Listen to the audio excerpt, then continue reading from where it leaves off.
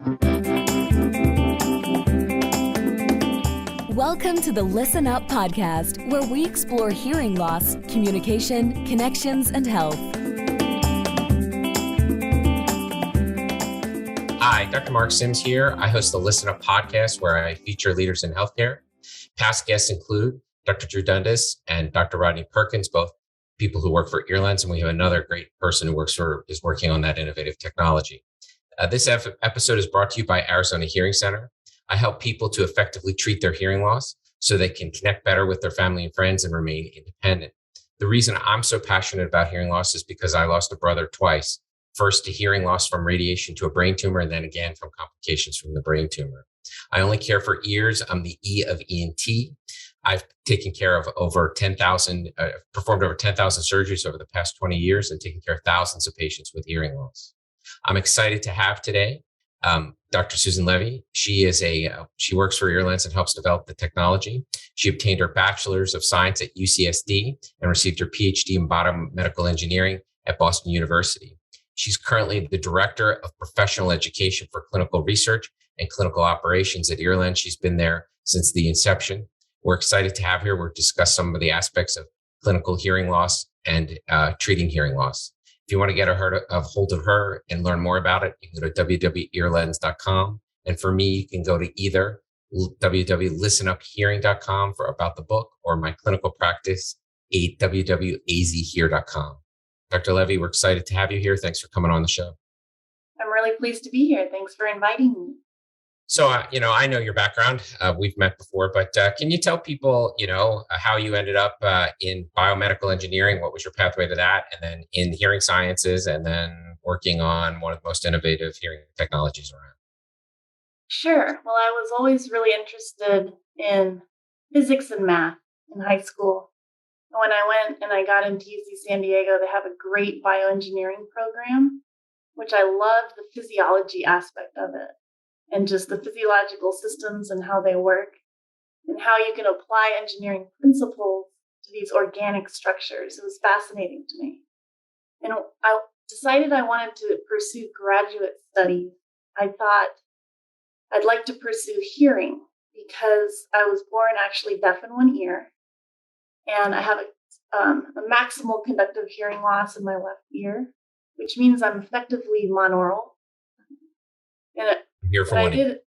That's right. I hear from one ear. And so I found out there's a really good program at Boston University. They have a PhD program in hearing science. They work with MIT and Harvard. And there's a professor there named Steve Colburn who specializes in binaural hearing and how the brain uses and combines the information from both ears to localize sound and understand speech. And he also explores aspects of hearing impairment on that pathway. So I was lucky enough to get a spot there. And I always make the joke that I went to study binaural hearing, much like how crazy people go to school for psychiatry to understand why they're crazy. Fair enough. I'm not going to tell you I totally disagree with that. And so what was, so obviously everybody who gets a doctorate has a thesis. And so what was your area of research in your thesis? What I did is I set up experiments to investigate effects and compare them between normal hearing and hearing impaired listeners. And it was speech understanding tasks in complex environments. And what the parameters that I modified were the effects of pitch separation between competing talkers, spatial separation between the competing talkers, and reverberation. And I used all those variables to try to understand the effects of binaural versus monaural listening, and then the detrimental effects of hearing impairment on being able to understand in those different environments. So that's kind of simulating difficult listening, right? Reverberations, Right. Sound bouncing around. Right. Is it harder when the speakers are closer to pitch matched? Is that? Yes, it is harder when they're pitch matched. It's harder when they're closer together. And the more reverberation you add, the harder it is for people with one ear and the harder it is for people with hearing impairment.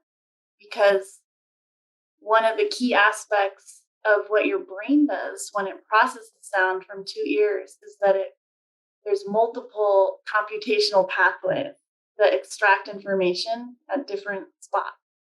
So they'll extract frequency information, and they'll extract timing information, and then they'll combine across those. There are neurons that look at common onsets across all frequencies. And so when you're listening in those really complicated environments, your brain is trying to use as many cues as it can find in order to select that talker and correctly identify it. Yeah, that's, as the practical clinical side, right? Everybody complains. My hearing loss is the worst when I'm in background noise or what we would call in our difficult listening environments, reverberation, multiple talkers, et cetera, right? So that's what you're simulating. Yeah, that's right. So you finish up your PhD, and then where'd you go next? Did you go right to Earlens, or? I actually did. So it was cool because Sunil Puria, who was the chief scientist, was looking for a research audiologist who knew about speech understanding, and they knew about that program there. And it was such a stroke of luck. It's like right place, right time. He came and he talked to me because I happened to be graduating then. And of course, the theoretical benefits of that device matched exactly with what my training would suggest would be a good thing to do, which is not to do the signal processing outside in the computer in a hearing aid, but rather to try to get as much of that information to your brain as possible so that your brain can use it to try to understand speech better. So you're referring to Earlens versus regular hearing aids. So, for people who aren't familiar, let's back up and talk about. So in terms of hearing aids, how does a typical hearing aid work? And then we're going to talk about what you just said in terms of making the speech processing in the brain rather than in the hearing aid. Right. So acoustic hearing aids or air conduction hearing aids are the most common type of hearing aids, and they come in all different types of form factors. But no matter what they look like, they all work in basically the same way, which is that they have a microphone and then a little processor inside the case. It's detecting the sound around you. It's processing it and applying different amounts of amplification to it based on your hearing loss that it's programmed with. It's then attached to a little speaker, which is inside your ear canal. And then the speaker emits louder sound that's been processed by the hearing aid into your ear canal, which then, of course, travels down the natural hearing system where it bounces off your eardrum, vibrates the middle ear, and then goes into the cochlea, right, which, of course, sends the neural signal to the brain. Okay. And then so the Earlens, which you have been working on since you finished your PhD, how is that different? So when you said you want the processing in the brain, to talk about that difference. Right. So all acoustic hearing aid manufacturers have features that include very complicated and amazing signal processing. However, they only act on the signal and they only matter if that signal is reaching your brain, right? The key difference with Earlens is that it has no speaker. So the outside components are very similar. There's a microphone and a processor. It's programmed for your specific hearing loss, but there's no speaker in the ear canal. And there's an advantage to that. And instead, there's a lens that rests on the eardrum, and it vibrates the eardrum directly. It actually vibrates the middle ear from the outside, which then in turn goes to the cochlea and to the brain. And the advantage of not using a speaker is that you're not limited by the physics of trying to generate a lot of sound pressure, particularly at high frequencies from the speaker. If you go straight to vibrating the eardrum, it's a much more efficient transmission of energy. And what that means is that for someone with the same hearing loss, they could get much broader frequency range transmitted into their cochlea and brain than they could with the conventional technology. And the more information you can give to the brain, the better, especially if you give it to both ears at the same time. And then when you refer back to those difficult listening environments, your brain processor, not the speech processor in the hearing aid, is trying to figure stuff out, like who's actually speaking, what are they saying. And so the more data you get, the better that those by lack of a better word, algorithms within the brain work to figure out exactly what is being said to give you the ability to comprehend or audition, right? That's right. So there's a very well-known hearing scientist named Brian Moore. I'm sure you've heard of him. Yeah. He's a consultant for us, and he wears our product, and he created the algorithm that is in the product itself. And he has a wonderful analogy of trying to hear speech and noise that is very accessible. Trying to hear speech and noise is such a difficult acoustic environment because there's multiple people talking, usually from different directions. There's a lot of times background noise that is interfering with it. And there's typically reverberation, which is occurring mainly in the low frequencies. And if you think of a visual analogy of this, you can think of it as like trying to find Waldo in one of those Where's Waldo pictures. Right. So there's just so much information going on, and you're trying to feature seek around the whole puzzle to try to identify the target or what you're trying to listen to if you're thinking of hearing. And so the more redundant information you can get and the clearer you can make that picture, the easier it is to pick out Waldo or to pick out that sentence of the person that you're trying to listen to. Yeah, that's great. That's great. And so when you talk about some of the other limitations of the conventional hearing aids, what are some of the other limitations? So the programming issues and things like that. So can you speak to those? Yeah, they're pretty sophisticated in terms of signal processing and streaming and Bluetooth.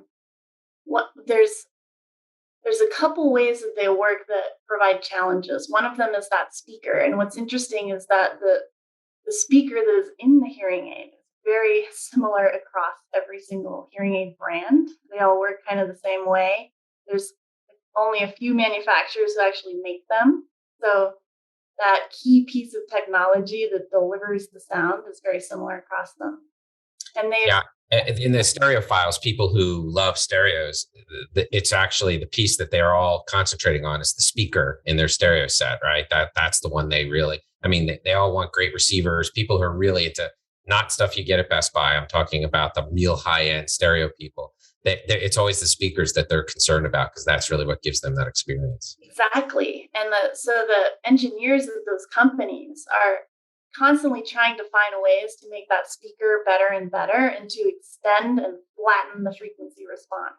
Because the flatter the frequency response across all frequencies, the better sound quality you're going to have. So when you mean that, you mean when you send out a signal, you get the same gain or the same amount of volume across a broader output. Spectrum. That's right. Yeah. It's louder in the highs or the lows or something like that. Right. If you have a lot of peaks or dips or like jagged responses, the sound quality will suffer. So they're trying to smooth and flatten it as much as possible. And then broaden it too, right? And broaden it. But if you think about the size of the speaker that is in your ear canal, it's tiny, right? It has to be tiny to fit in there. So it's limited. Think of a stereo file like you're talking about an audio file. They would have multiple speakers to represent the broadest range of sound. They would have a tweeter and a woofer and a mid-range one just to be able to represent that breadth of sound that we're capable of hearing. Yeah, I always say to people, every adolescent male knows if you want to make it louder, you got to make the speakers bigger, right? And so it's kind of the same content of trying to put that little speaker in the ear canal. Right? Yeah. And so how does the Earlens overcome that? Because it's able to vibrate across all the spectrum, or what is it? There's no speaker. So it has a similar kind of motor to what's in those hearing aids, but it's optimized instead of for pushing air to push the middle ear. So if you think about, there's something called impedance, and it's like a medium's ability to resist movement. And air is like a really soft medium. You can push it. You have to push it a lot, right, to make it move. And then that's bouncing on your eardrum, and your eardrum and your middle ear have a really different impedance. So when you match the output of that motor to the impedance of your eardrum, you get a much more efficient energy transfer. So you're going straight into the middle ear, and that gives you the ability to get this really flat frequency response through the lens that you can't get when you're trying to translate from air then to the middle ear. Yeah, for the listeners who aren't familiar with the technology, the motor touches the first bone of hearing in a very small area. So it directly drives the first bone of hearing. And that's why you're saying that it actually vibrates the middle ear, not the eardrum itself. And so it's got one point of transfer, which is very efficient. Yes, that's right. And so you get the advantage in the higher frequencies. So you can go up to about 10 kilohertz for the entire frequency range. And you can also get low frequencies without having to plug the ear canal up. Because typically, when you're trying to transmit low frequencies through an acoustic hearing aid, you can do that. It can emit low frequency sounds. But in order to get them to pass through the middle ear, you have to seal the ear canal. And if you seal the ear canal, then it can generate enough sound pressure to go through the middle ear. Otherwise, it will leak out your head and just go outside your head. And when you do that, when you seal the ear canal in order to get the low frequency amplification through, it's not only trapping that low frequency amplification in the ear canal, it also traps your own voice inside your ear canal, the low frequencies. The sound when you plug your ears, right? And you talk. Right. If you put both your fingers in both ears and talk and listen to how your voice sounds, that's called occlusion. Yeah. And so when you vibrate the eardrum directly, you can also get the low frequencies through, but you don't have to plug up the ear canal. Feedback. Is there any differences in feedback? Yeah, feedback is really interesting. So feedback, of course, is when what's being emitted in a typical hearing aid, when what's being emitted by the speaker is picked up by the microphone of the hearing aid and it squeals. And you'll notice it when you hug someone who's wearing a hearing aid. Yeah, I say it's like when the principal went up to the public announcement system in the gymnasium and started speaking and everything started whistling. That's feedback. Everybody's experienced that, right? Yeah, I remember hugging my grandpa, and every time I would hug him, it would go wee. Right. And so that can be annoying, especially if you're sitting behind someone in a movie theater and they have feedback and they don't know it. Well, because they can't hear it, unfortunately. For That's them. right. A lot of times they can't hear it, but other people can.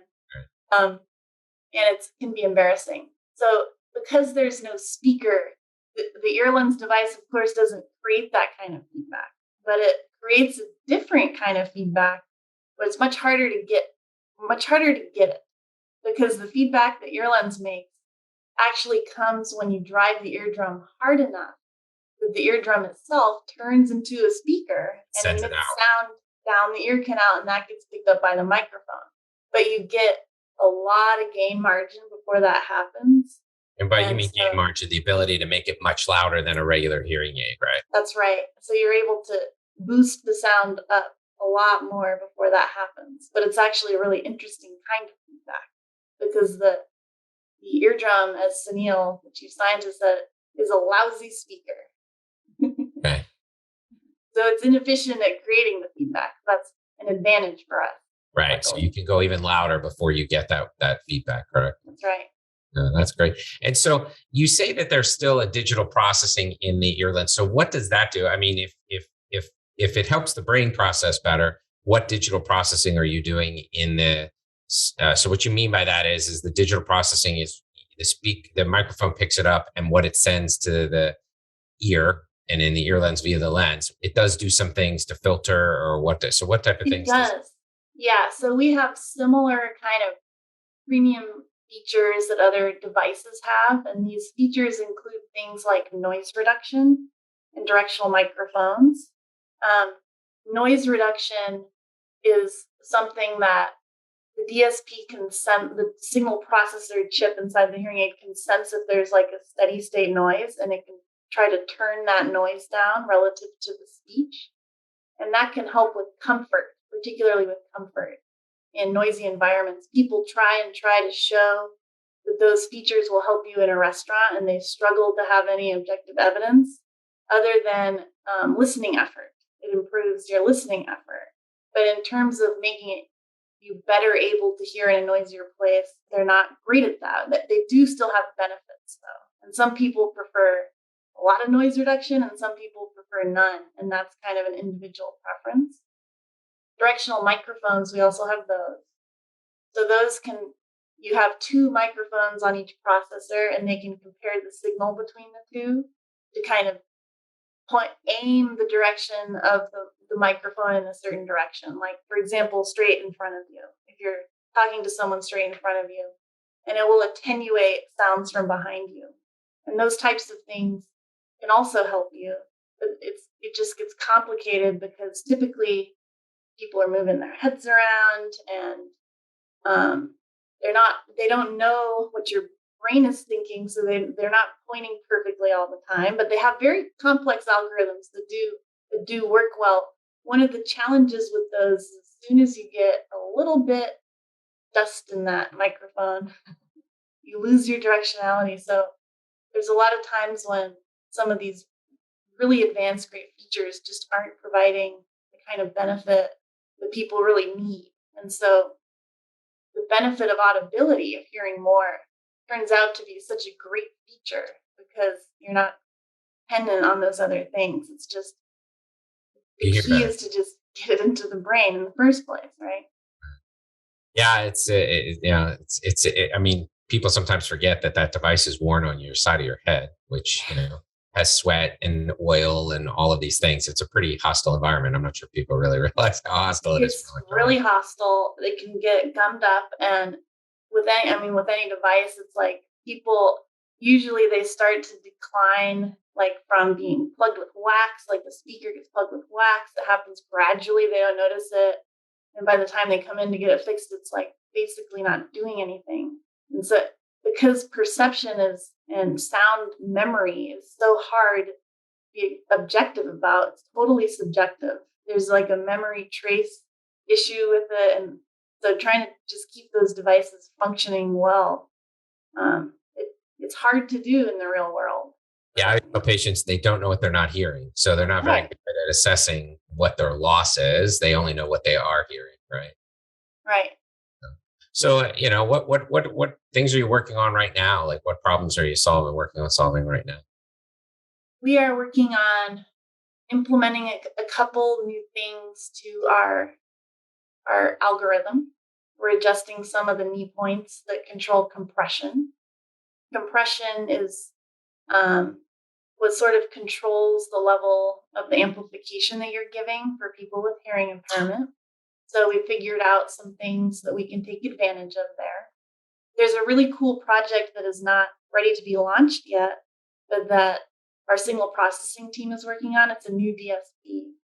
And what that's going to allow us to do is apply some really novel, actually, signal processing features that take advantage of our ability to control the whole signal. So I talked a little bit about that, but when you listen to an ear lens, the entire signal is passing through the lens, and the acoustic sound around you is not really mixing with it. So everything that you're hearing is coming through the lens. And by that, we control the whole signal. When you do that, you can put in different signal processing features that take advantage of having some of those frequencies present that other devices may not have. So, for example, a typical vented RIC is not controlling the low frequencies because it has an open ear canal. Right. So the amplified path that's coming out of the hearing aid is mixing with the acoustic sound around you, and you're not controlling those low frequencies. So you're not getting pure digital signal processing because some of the native sound is coming through as well. That's right. And so there is definitely an advantage to being able to control the whole path. Yeah. That's great. So, one of your areas, hearing and noise, right? And so one of the things I tell patients is everybody has problem hearing and noise, right? And so that actually becomes one of the things. So how do you measure, like, what is it like for normal people? In other words, there's difficulty they have. And so that's one of the things. I don't know if you can describe that to people, because everybody says they have problems in restaurants. And so hearing impaired people have more problems in restaurants. That's right. So everybody has trouble hearing in restaurants. And if you're near a big city, or like we're near San Francisco, the hipper the restaurant, the louder the background noise will be. And that's on purpose to turn the tables over. Get you to eat conversation, right? They know it's too hard to actually have a conversation. Yes, no, it's true. I always tell patients, if you want to go to a very high dollar restaurant with tablecloths and wallpaper and carpet and booths and drapes, and they'll turn over that table every 4 hours, but the price is commensurate. That's right. That's right. But you can actually have a conversation Right. there, because it is difficult for kind of everyone, even if you have normal hearing. But normal hearing people actually can perform pretty well. Like, they've tried to simulate this with, simulate a brain being able to process this stuff with computers, and it's a really difficult task. So our brains are really good at it if we have normal hearing. When you layer hearing impairment on top of it, a couple things happen. You start to miss some of the frequencies, so you're losing Some of the data. the resolution or like the color there. Right. But another real detrimental effect is you lose a lot of timing information. So if you think about the crispness of timing information and you introduce some jitter to it, it's like blurring the signal a little bit. Right. So if you're trying to grab onto these really, as many features as you can, but it's blurred and duller, it just becomes really hard. And hearing impaired struggle in these noisy places a lot. And it is really hard to get benefit for them in those situations because of that. Wow, that's great. That's great. So where do you see things, 5 years from now, 10 years, 25 years? You're allowed to speculate as much as any of us. So where do you see it? I see a lot of people talking about hearing now. I mean, not just at my company or with the people I know who know about hearing, but it's in the news now. Biden's talking about hearing aids. They're talking about putting coverage in for insurance companies. I definitely think it's a quality of life thing. I think it's ridiculous that it's not recognized that way. It is recognized that way in other countries' medical systems. I think it's great that people are becoming aware of the link between hearing and cognitive decline and these other detrimental effects that impact quality of life.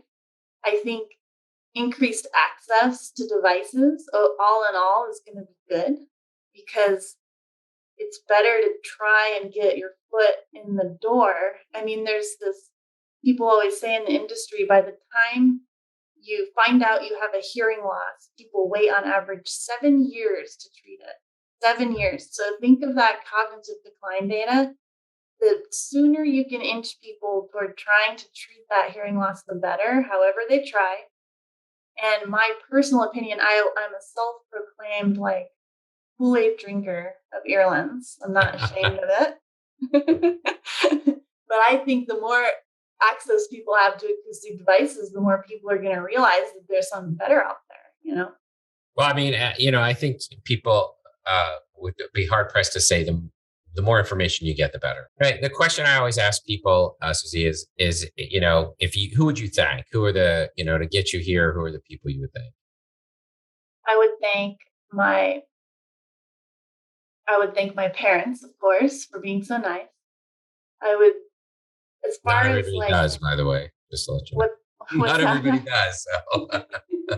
They've been so supportive, and I remember I had an aunt one time who told me that being born with one ear could be a career for me. And we were laughing and being like, what, like in the circus? So, and it's funny because it turned out to be true. It did become my career.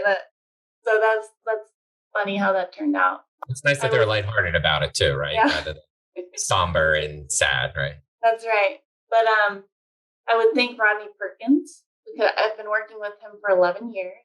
He's the inventor of Earlens. He was on the podcast. He's an absolute visionary, creator. It's like there's no limits to his thinking, but he makes things work in the real world, and it's fascinating.